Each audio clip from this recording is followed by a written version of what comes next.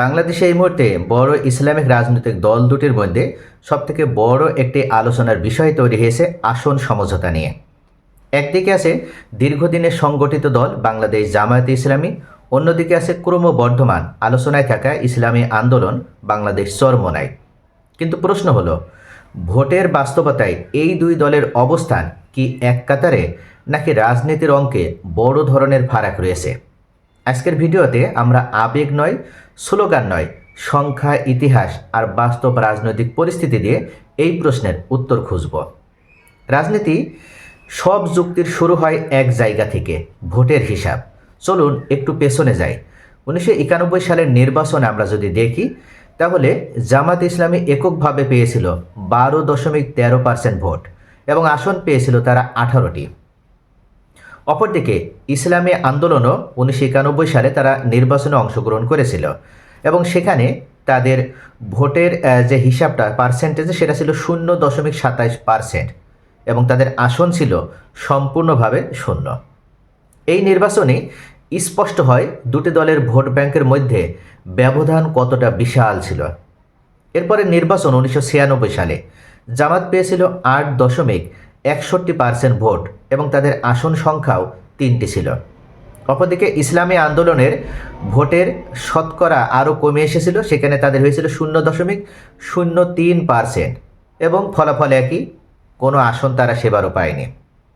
আমরা যদি 2001 সালের নির্বাচন দেখি, তাহলে জামাত 4.28% ভোট পেয়েছিল এবং এটার মাধ্যমে তারা 17টি আসনে জয়যুক্ত হয়েছিল। কিন্তু ইসলামী আন্দোলনের দিকটা আমরা যদি দেখি, তাহলে তারা পেয়েছিল আরও কম, 0.01%, অর্থাৎ ক্রমাগতভাবে তাদের জনপ্রিয়তা একের পর এক কমছে।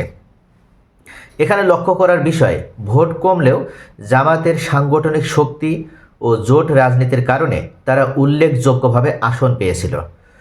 2008 সালের নির্বাচনে চরমোনায় 0.94% তারা ভোট পেয়েছিল এবং জামাত জোট পেয়েছিল 4.7% ভোট। এই পরিসংখ্যান একটাই কথা বলে, জামাতের ভোট কখনোই 4%-এর নিচে নামেনি, আর চরমোনায় কখনো 1%ও অতিক্রম করতে পারেনি। তাহলে তারা কেন এই আসন সমঝোতার বিষয়ে এমন বড় বড় কথা বলছে যে আমরা জামাতের সাথে কোনো আসন চাইনি, বরং জামাত যদি আমাদের সাথে সমঝোতায় আসতে ব্যর্থ হয় তাহলে জামাতকেই আমরা বের করে দেব? একটা হাস্যকর বিষয়, পরিসংখ্যানেও দেখা যায় যে জামাতের ধারে কাছেও এই ইসলামিক দলগুলো নাই। এখন আসি সবচেয়ে বিতর্কিত জায়গায়। চরমোনাইয়ের বর্তমান দাবি 100 থেকে 150টি আসন। কিন্তু প্রশ্ন হলো, ভোটের অনুপাতে এই দাবি কতটা যৌক্তিক?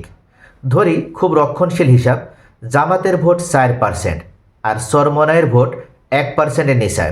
এই অনুপাতে জামাত যদি 200টি আসনে প্রতিদ্বন্দ্বিতা করে, তাহলে চরমোনাইয়ের পাওয়ার কথা সর্বোচ্চ 20 থেকে 24টি আসন। কিন্তু বাস্তবে শোনা যাচ্ছে জামাত নাকি দিতে চাচ্ছে 30 থেকে আরও বেশি 35টি আসন। এই জায়গায় প্রশ্ন উঠছে, এটা কি রাজনৈতিক উদারতা নাকি আত্মঘাতী কোনো সিদ্ধান্ত নিচ্ছে জামাত ইসলাম? জামাত শুধু চরমোনাইকে নয়, এনসিপি, এবি পার্টির মতো দলগুলোকেও অনেক নিশ্চিত আসন ছেড়ে দিচ্ছে বলে ইতোমধ্যে অভিযোগ উঠেছে। যেমন রংপুর বিভাগের কথা আমরা যদি দেখি, তাহলে রংপুর বিভাগে মোট আসন আছে 33টি।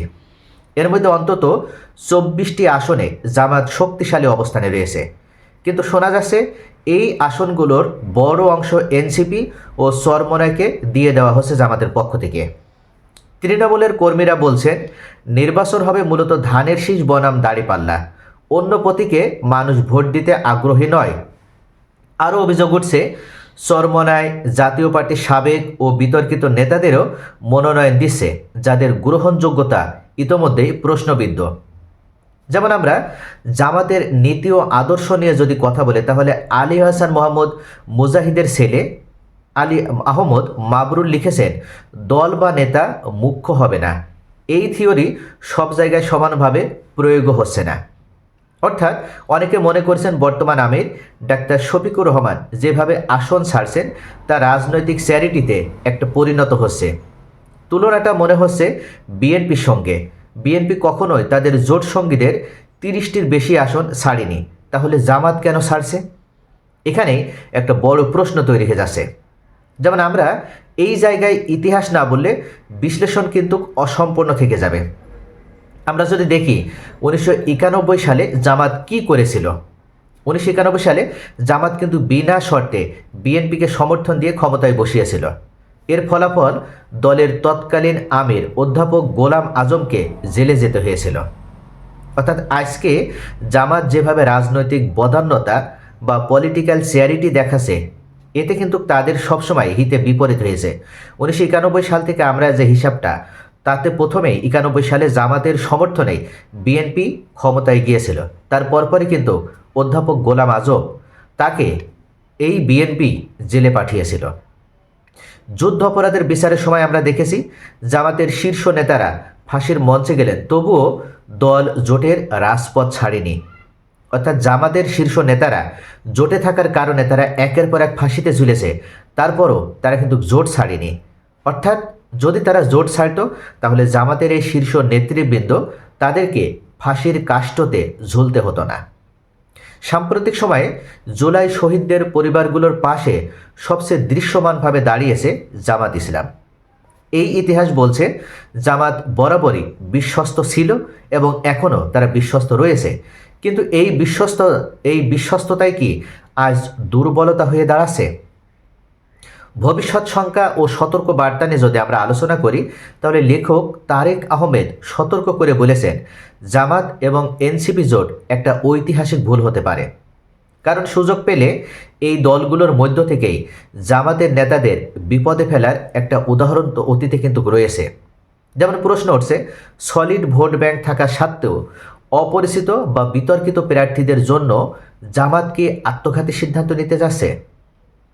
মনোনয়ন প্রত্যাহারের সময় এখনও 20 দিন বাকি। এই সময়ের মধ্যে সবচেয়ে বড় প্রশ্নের উত্তরও আসবে।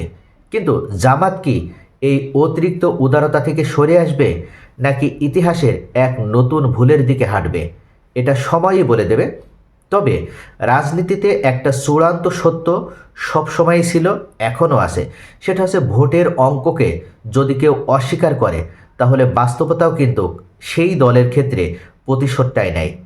আপনার জনপ্রিয়তা পূর্বে কেমন ছিল, বর্তমানে কোন পর্যায়ে এসে দাঁড়িয়েছে, এটার যে জরিপটা, সেটার আলোকে যদি রাজনৈতিক দল হিসেবে কোনো দল সঠিকভাবে তারা সিদ্ধান্ত গ্রহণ করতে না পারে, তাহলে সেই রাজনৈতিক দলটাও ইতিহাস হয়ে যায় এবং ভোটের যে অঙ্ক, সেই ভোট অঙ্কটাও কিন্তু সেই দলকে পরবর্তীতে অস্বীকার করে বসে।